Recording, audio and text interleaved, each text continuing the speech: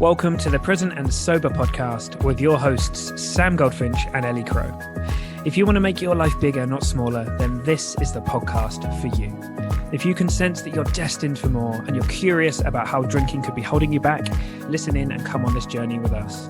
Through the interplay of mind and body practices, we will help you elevate your daily life and discover the wonder and potential of going alcohol-free. Let's make life bigger together. Hello, you wonderful bunch. This week we're having a really, just a heartfelt conversation around what to do if you've stopped drinking but your partner hasn't. It could also be that you're on some kind of journey that isn't to do with stopping drinking and your partner's not on the same page or they don't understand it and all the things that can come with that. And this is, we hear this spoken about a lot on coaching programs and in our groups, and we just wanted to put together something for that. So that's pretty cool. Now, just before we do, a really, really special announcement. I've been creating some content for the amazing team over at Lived. Now, Lived is an app that's really amazing. It's kind of like an ecosystem to help people in their first year of stopping drinking and beyond, but it's very powerful for that first foundational piece. And there's a collection of people in there that are making content. All of it's kind of like audio podcast based, which is pretty cool. And I have just created a course for them called How to Unleash Your Sober Rebel. Now, if you're interested, if you'd like to go check that out, you can download the app for free. I've put the link in the show notes, which is, so all you need to do is click the link and you'll be taken through to either Apple or Google or wherever you listen from. And you can download the app for free. You can have a look around. And if you want to subscribe to it, it's super affordable. As you'll see, the monthly cost is really, really affordable. And it's a really great platform. I love the team and what they're up to. So I'd love to see some of you over there. And it'd be lovely to have your support on the content that I'm putting up over there and things like that. Right, team? That's it. There's another really special announcement coming next week, which I'm super excited about. Some of you might be able to guess what that is. Some of you won't have a clue, so I'm going to leave that hanging. So you have to tune in next week. Right. Without further ado, I'll hand you over to me and Ellie. See you in a sec. Bow, chicka wow wow. How's my sound? Okay. I thought you were going to say, how's my Sam? I was like, yeah, I'm all right. And how's my Sam? Yeah, I'm good. You sound all right as well. Awesome. So let's go then. So we are here today on this fabulous Tuesday to bring you something very, what's the word? Interesting. That's not the right word. I think what is it? Interesting. Yeah. Well, let's just go with that because my brain is not taking over anything else right now. So we are here to talk to you about some stuff, including what on earth to do. Oh, no, hang on a minute. I was about to frame this the wrong way. I've got to reframe it, haven't I? I'm going to do it the right way. Have you ever been in that situation where you have stopped drinking, but somebody close to you hasn't? Fucking annoying, isn't it? Really annoying. So that's what we're going to talk about today. We're going to talk about how annoying it is and what to do about it. I love it. This is a curveball because just before we started, we decided we were going to talk about our other topic first. So now I'm quickly shifting my my psychology to our new theme. No, we agreed. This was agreed because we said if we did the other one first, we'd go down a rabbit hole. No, that's why I said why we should do it first. Oh, I thought we were doing it second so that we would be time bound. Well, it doesn't. We don't need to bore our listeners with this, do we? Do you still think this subject's interesting? Yeah, it's well interesting. It's great. I just thought we were more likely to end up in a Sam and Ellie rabbit hole with the other one, but you never know, do you? That could very easily happen with this one as well. So, for sure. So we're kind of, so it's a bit. That's a great way of thinking about it. Is what to do if someone's still drinking and we've stopped. But it doesn't have to be that. Like the patterns and what we're going to talk about today, they could kind of apply to anything. So maybe you're on some kind of personal development journey and your partner's just not interested in it, or it could be anything. It doesn't have to be alcohol, right? But I think we hear this a lot in coaching groups, and I think it can feel, particularly when we live with people and when we're very close to people. We can sometimes feel like we're on different paths or we're looking in a different direction, and it's really real for people, right? So it's really worth talking about, I think. I love how you described you might be on a personal development journey and your other half just not interested in it. Oh, it's just one of those fads again. Sam's on one of his fads. Yep. Been there.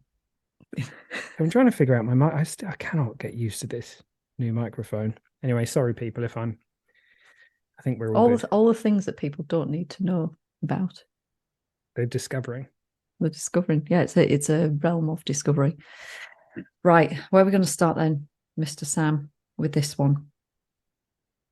Was this your experience at any point? I suppose not. Do you know what? For whatever reason, so Robin, she's never really been a drinker. Actually, we should get her on the podcast at some point because she's never really been a drinker because it always made her feel really sick. So she's never really drank more than like a beer. So she just goes out and has fun and dances, and she knows that alcohol is just not required for any of that. So she's been a great teacher for me. And then, yeah, even in my previous relationships, even when I was struggling with this, for whatever reason, my partner was often not a heavy drinker. And they gave me the grace, all credit to them, to go on this journey myself. They didn't try and enforce it on me any sooner than I needed to, or any of that kind of stuff. So I think I was kind of lucky in that regard. Yeah, I don't know. So it's not really, but I know it's very, very common, and I can imagine that to suddenly, I mean, because it's a big thing, and if you think about it, so the person who's decided to stop drinking or to go on whatever journey they're on, there can be a lot of change quite quickly. People can have a lot of realizations, a lot of insights really, really quickly. And relationships can often be built on shared experiences around alcohol, right? So it might be Friday night on the sofa watching a movie, or it might be going out together, or it's always that bottle of wine on a Sunday or whatever. And so I think it's multifaceted, because sometimes the other person in the relationship can innocently feel kind of threatened by it because there's change, and they didn't see it coming. Maybe. So I don't know if that's a place to start, or just a reflection at the beginning, or yeah.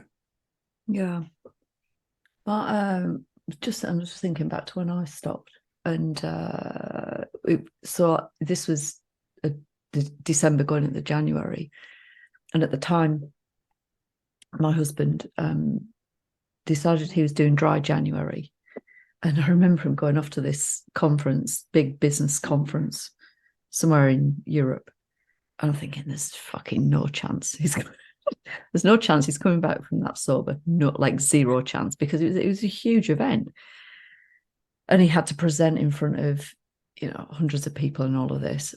And I remember him coming back, and he was really proud of himself because he hadn't drank. He said, and he was literally, out of hundreds of people there was him and like 2 or 3 other people that weren't drinking, and quite typically, everybody, mostly Brits, got smashed and ruined the next day and all of that. And so he actually went right through January and then into February, and then I think he chose to drink. I think we had like friends around for dinner or something, and he chose to drink. And because we hadn't been drinking, there was he didn't have any. So he was a beer drinker. He didn't have any beer in the house, and there was only wine. And he started drinking wine. I'm thinking, like, you don't even like wine. Like, what a funny thing to do. And from that point on, it was, I think we had like another dinner out with friends. And it was the same thing. And then one night I heard the car keys going. I was like, where are you off to? And he went, oh, just going to the garage. And I went, ooh, that's a slippery slope. And sure enough, it was. And that was kind of the beginning of something really shifting in what you're talking about, in that I was kind of accelerating through all this stuff. I was going into coach training, and I can't talk about how it felt for him, but from my perspective, it was in learning all the things that I was learning about alcohol and how it worked with the brain and body, and it was like I had my own feelings around him going back to drinking, and it felt, I remember describing it to somebody once as, it feels like I'm watching a car crash about to happen, and there's literally nothing that I can do about it. And so the thing that was really useful for me at the time was having people around me that understood the situation that I was in and were very encouraging around helping me to stay out of it and not try and interfere in his journey. And this is the thing, like whether it's alcohol or whether it's personal development or whether it's a fad that you have, like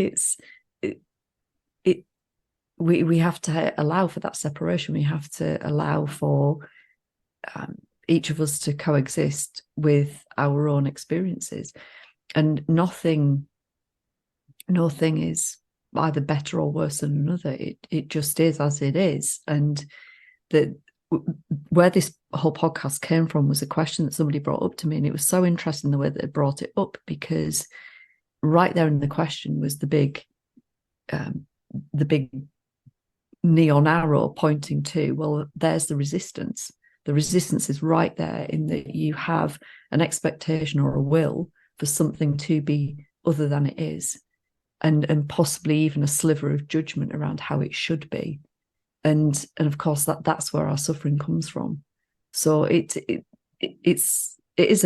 no doubt about it. It's a really difficult thing to go through. But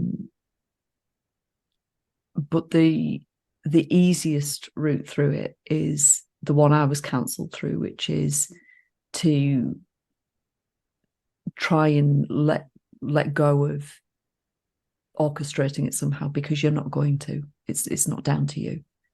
Yeah, really. That's really powerful, because I think a lot of people, when they come and ask the question, they're looking for, they would frame it as like tools and tactics. What can I do? And it's funny because when we had a discussion about this before, it's funny because today we ended up having quite a long discussion about these things, even before we've recorded. But everything that we spoke about was actually kind of like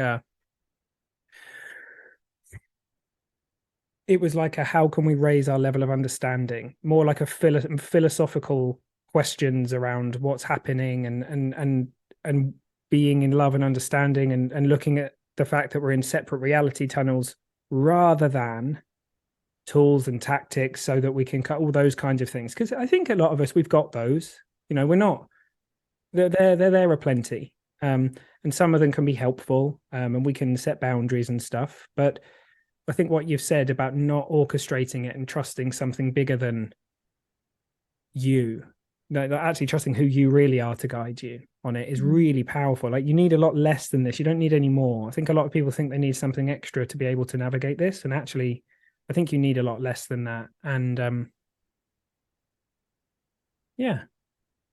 I love how you put that. It just feels weird. It feels weird because it's not how we are conditioned to live. Like, every day I talk to people that,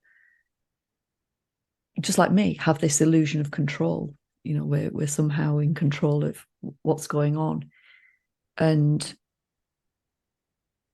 so to start to move into that place of allowing and not trying to have things be a certain kind of way, living in that unknown space, like it can feel really destabilizing. And part of that is the brain's nature of wanting to predict what's going to happen. But when you recognize what's going on, you can drop back from it. It's a really strange thing to talk about, because there isn't like a prescribed way of doing this. But it's really important that at some point in our lives we get this, because otherwise we're going to just continue to suffer unnecessarily. Yeah. Well, I mean, I sort of said to you that for whatever reason, when we were talking about it, the question of, well, what are relationships for, came up, because I think for many of us, myself included, for the longest time, I thought the point of a relationship was to be happy. So, so both of you to come together to help each other be happy. And that was kind of like the reason behind it. I think the danger of that kind of, and it's innocent, right? That's like what we get taught in Hollywood films and all the rest of it. We get all these kinds of things, but ultimately, it looks like relationships are here to make us conscious, to wake us up, to help us grow and evolve, to help us figure out who we are, to a shared platform as equals, that who support each other, but we don't need each other in order to be okay. I think a lot of us as well, we end up innocently in codependent relationships because we believe that we need the other person, or that we need them to be okay in order for us to be okay, when actually, and I think the fear is, well, if that wasn't there, like, where's the kind of, like, what would be holding the relationship up? But actually, the magic is in knowing that you're completely okay and healthy and whole just as you are, and that you get to share something with somebody else, and that you're growing together and evolving together. And then as a byproduct of that, often we end up in feelings of happiness or joy and those kinds of things. But I think if that's the aim, we can end up, it can get sticky, because take, for example, somebody who that's their kind of framing of the relationship, and then everything's been status quo for a while, and then something changes, like we're talking about here. It suddenly becomes very easy for one person or the other to blame the other person for the fact that their feeling state has changed, when actually we're all living in our own reality tunnel. It's not coming from the other person, it's coming from our thinking about what's going on. And so it looks like it's insights in that realm, like it's looking in a different direction to where a lot of people might think we want to go with it.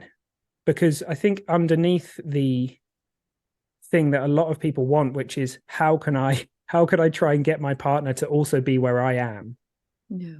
That's not the answer either. Because you can't hurry someone on there. Like you said, this isn't like a hierarchy thing, like what's right for one person and another. I mean, who knows, right? We can't hurry people along, because if we do try and do that, then we end up in, we can resent each other, and these kinds of things can end up happening. So there really is a trusting thing here, and trusting in the fact that the love that you've got for each other will help guide both of you, the wisdom that's in there. And if it guides you to big decisions that you didn't expect, that's okay too. And I think that's what a lot of people are kind of, I mean, like I've said again and again, wisdom doesn't follow rules. And as soon as we stick rules on top of it, we can. So yeah, I mean, it looks to me like following your inner guidance on this one is really, really powerful. I like how you put that. And this is the thing that I want everybody to know, is you don't need to be afraid of where your intuition guides you. Sure. You can always be hopeful, and you can always have a vision of where you might like to be, and but recognizing what's yours and not trying to encroach on somebody else's territory or enforce something on somebody else, because that won't end well. It's never going to end well. We can hope for things to work out. We can have faith that things are going to work out the way that we would like them to. But as soon as we hinge our being okayness on that, then we're in sticky territory. So it's a really interesting place to spend time. But the more that we can release, the more space there is for the things that we're really looking for and the things that we would like to have.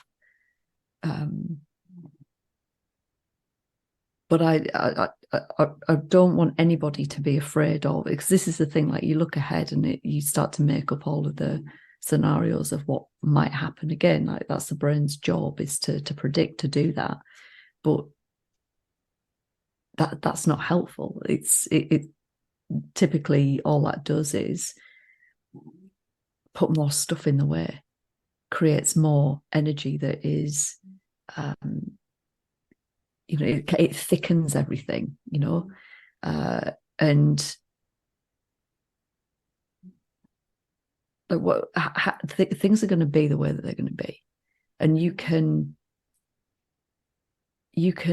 inspire other people and you can influence other people from afar,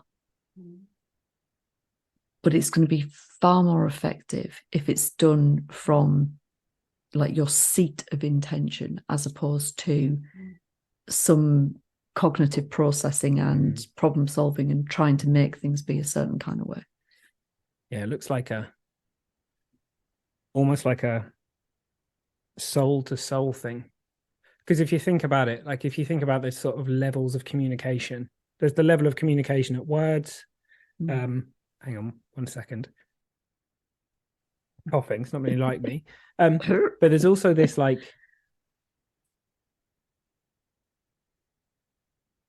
if you want to communicate from the space of who you really are, like feelings come from inside of us.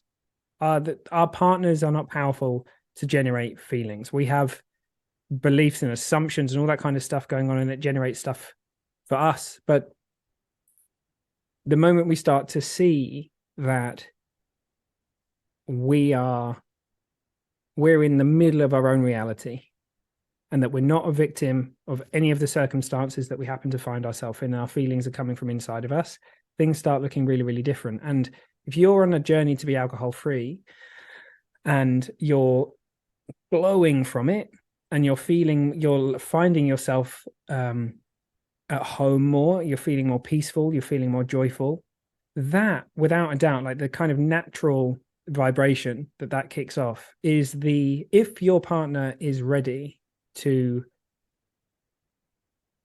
sort of make a decision to go alcohol free or something like that, that's the way that they're going to do it. But it's like we can't even kind of think into that. It's almost not even like a felt intention. It's like if you follow your soul's path, if you follow what's right for you based on your wisdom, if your partner is at the point where they're going to feel that, then they're going to feel that. And if they're not, then that's okay. It's not like and it doesn't necessarily, you don't have to be on exactly the same page in order to, I mean, it's just like I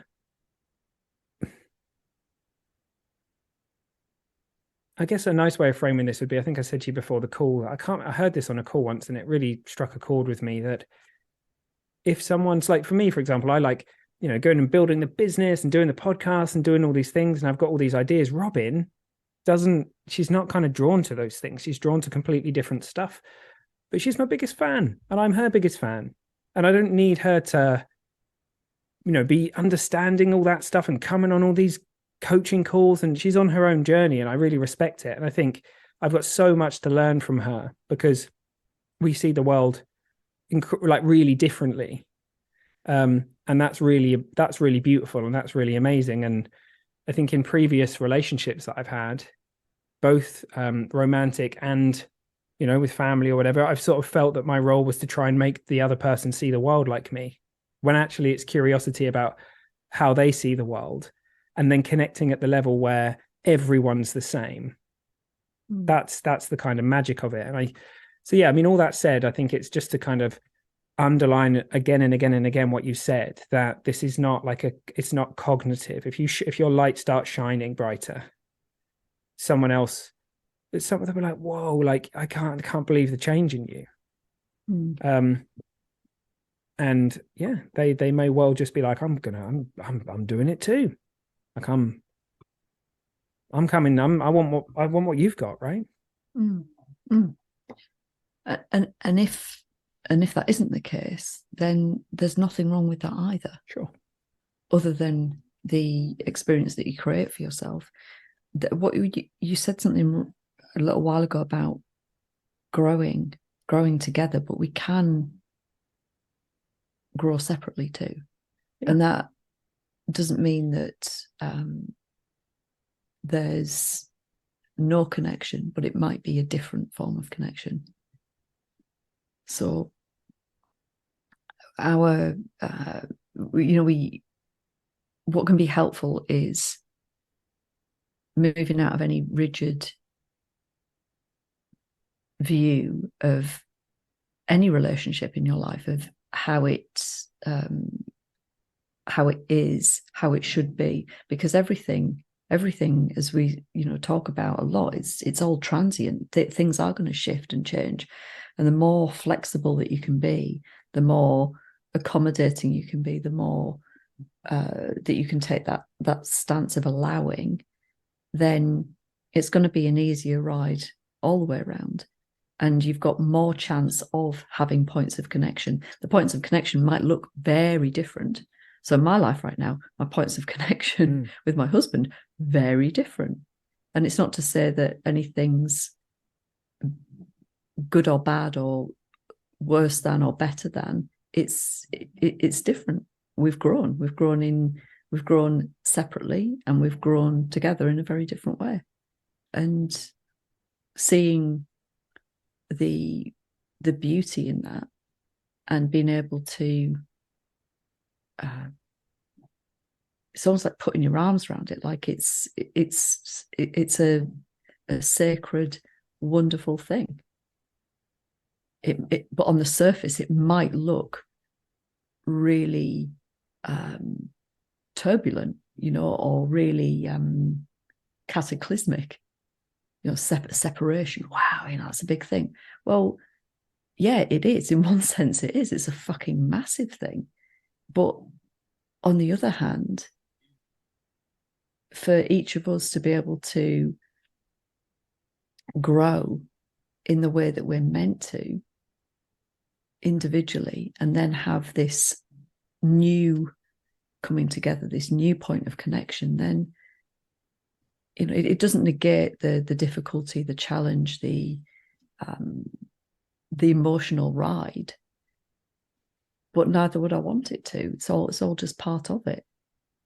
But when we can get out of a place of judging it to be a certain kind of way, or it should be like this, or it was meant to be this, like that's where all of your suffering is. That's where all of your suffering is. And that's all known world. There's nothing new there, nothing really interesting there. Opening yourself up to what might be possible. Wow, this is interesting. It's scary a little bit, but that's where the interesting new stuff is, in whatever shape that takes place in your own relationships. For whatever reason, the image that came to me was, well, I think a lot of us were kind of enmeshed with the people that are very in our lives, so that we spend a lot of time with. So I think the important thing is that the ground, the soil is like that. That's where everything's coming from. So if you think about family, or if you think about partnership or any of that, the kind of love and connection and all the stuff that's much, much deeper than any kind of belief or opinion about this kind of stuff. This just kind of like knowing that it's like spiritual, right? It's like a formless connection that we have with the people around us. That soil is super important. And I think it's very possible for all of the different like members of a family, or two people in a relationship or whatever, to kind of grow in their own way, even though they're in their close proximity in the same soil. And I think a lot of people, they grow to be enmeshed, and we can choke each other, because we're kind of like, we've kind of got these ideas about how it should be, when actually the beauty is in seeing that, no, it's okay. Like, this is such a funky metaphor, but I'm an oak tree and you're a peanut bush. Like it's what fine. The fuck? They're bushes and they're peanuts. Here we go. I think they grow underground, don't they? They're legumes. They're not even nuts. Check that out. Pretty sure that's true. But yeah, do you know what I mean? It's like talking about bushes. Like, look at me in my peanut bush glory, and you're a big oak tree. But we grow from the same ground, and I love the fact that you're an oak tree, because sometimes it's great to have your vista and your view, and sometimes when we want some nuts, I'm great for that. So it sort of just depends. But it's true. It does look true to me that there's a deeper, true communication is behind the mask, effectively. And that's the space from where the magic comes. And that's the place from where you will be guided as these changes happen. Because I mean, you can try keep yourself the same if you like, but that fucking sucks. Like if it's time to shed your skin and grow, then it's time. And every time in my life I've kind of ignored those knocks. They come back louder and louder and louder, and I've ignored them at my peril. And very often, a lot of the things that I've been most afraid of happening, like you said, they haven't happened, or I've had insights and realizations along the way. Or like if I think about like my relationship with my dad and with my brother and with many of my mates and all these kinds of things, a lot of the fears that I had about becoming alcohol free and what becoming alcohol free and what it would mean and all this stuff, the total opposites happened. Like I've got a much deeper connection. Took a little while for us to figure it out sometimes. And also it can absolutely be the case that if we wake up to the fact that we have been enmeshed and there isn't any kind of like differentiation between us and our partner, for example, it's absolutely possible for us to, for that to start, for us to kind of in a really beautiful and conscious way find that differentiation but and stay together. You know, or if it becomes very apparent that that's not on the path, then that's okay too, like we've been talking about. But yeah, it looks to me that tools and tactics and stuff, they're gonna pale in significance compared to the wisdom that you've got going for you, the very thing that's guiding you to go on this journey in the first place and ask the question. Yeah, it's all about that openness, the recognition that like everything changes, and grasping and trying to hold on to things being a certain kind of way, it's there's your cause of suffering, going right back to the beginning of this, your resistance, that like there it is. Every day we talk to people that want to find more peace in their life or ease, and this is where it's going to come from, not from employing specific, like tools and tactics have their place, but you could argue that's another form of resistance. I think orientation is important as well, because I don't think there's no point. We don't want to end up in any kind of denial or pretending that, you know, there's some conversations that we kind of just know that we've got to have, or we don't want to deny those things, but we don't have to see the whole thing as a problem. Like if we're in problem orientation, we'll see it as one. But if we're in, and we'll feel like a victim, we'll feel like, oh God, like I'm disempowered. I can't do anything about this. This is a really shit like circumstance. I'm stuck. There's, you know, and we just innocently lose our creative power. But the moment we see it as because it's not a problem, it is as it is. You just drop that and orient towards, what can I create from this? You might be really surprised what comes from that, because that's where your power is. That's where your power is. You can always create something. And look, there are very difficult things that happen. So I've worked with a number of people for whom they feel like it's become very, very difficult because their partner, for example, might be they feel like they're trying to manipulate or coerce them back into drinking, or because that's where they still are. And in those moments, their wisdom is guiding them to be courageous and, you know, have a conversation or whatever makes sense to them.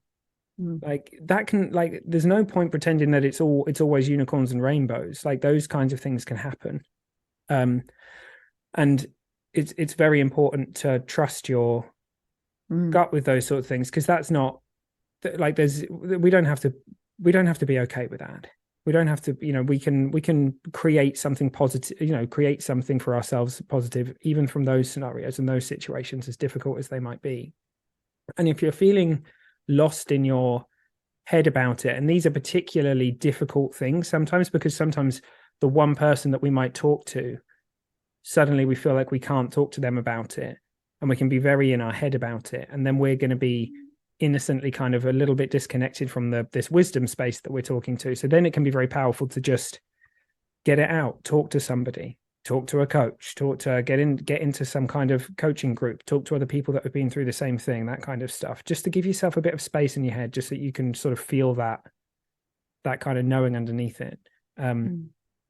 Because none of us are, we're not, if we believe that we're a victim of the circumstance that we're in, we'll see that played out. But if we realize that we have a creative role in our life, and then there'll always be something to see, something to do, something to create, something to make from it. Yeah, agreed. Something I've been saying a lot lately is like, what if there was no problem?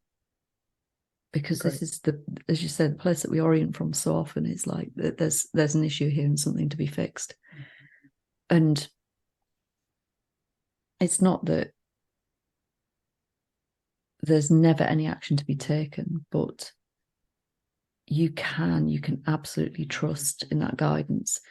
And the biggest thing is to not be afraid of it, not be scared, because we're clinging on to some kind of desired outcome.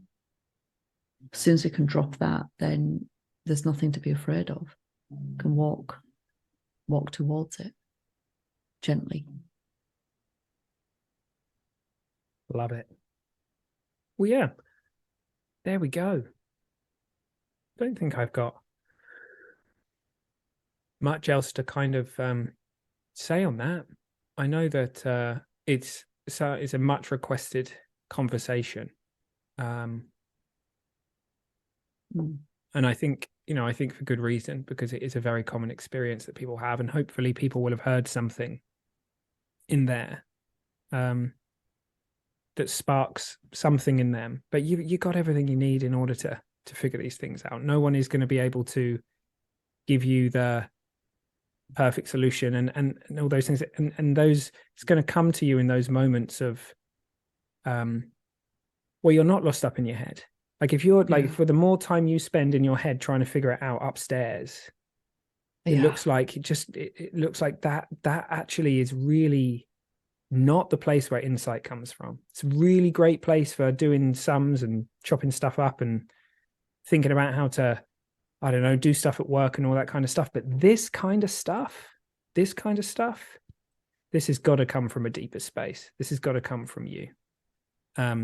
And all you need to do is just, if you get caught up in your head, you just notice that, go for a walk, come back into your body, look at your hands, notice where you are, and just continue to do that, and be on the lookout for that, for those feelings and those knowings and whatever it is, because they're coming. They're in the post.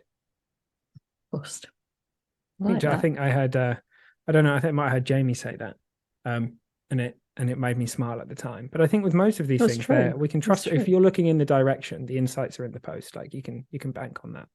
Yeah, often both my teachers will say, in that contemplation, where you ask for guidance, where you ask a question, if you don't receive an answer, it's still an answer.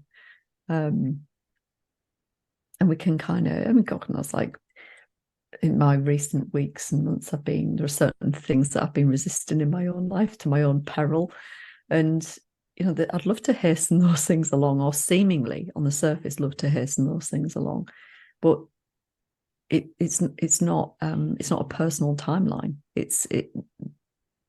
I can say consistently, the guidance that I've been seeking comes, but not necessarily when I want it to, which is fine. And with hindsight, this is the thing that's so magical every time. I look back and I think, it had to be that way. It had to be that way for whatever reason. I can see something now that I couldn't see before. It makes sense. And those opening up to those experiences means that we can be more willing to muster the courage up, to keep going on, because we've got some kind of proof, as opposed to just really hoping Sam and Ellie are right. You're going to start to prove it to yourself. Nice. I think that's a lovely place to leave it. It is because there's a massive fucking pigeon outside and it keeps walking by the window. It's like eyeing me up like, I know you've called the pest control guy and he's coming on Thursday, you arsehole. So that's what the pigeon's saying. And the girls out, but could you hear them snoring A through little that? bit. Only the odd snidge. So Odd lovely. snidge, I was going to say. The odd snidge. The odd Odd snidge. snidge. Nothing better than a hound snore in the background. The lull, Release the dulcet hounds. tones of hound snoring. Rightio. Right, team. Muchos. I was going to say muchos gracias. Muchos love. Love you all. Yeah, all of that. And make sure, if you're not, make sure you're in the Facebook group, because God knows when this is going to air, but whenever it is, you're missing something. So make sure, don't what's the other thing? Oh, I don't know. I'll have to come back to that. Some saying about not missing out on stuff. No idea. Profoundly crow as ever.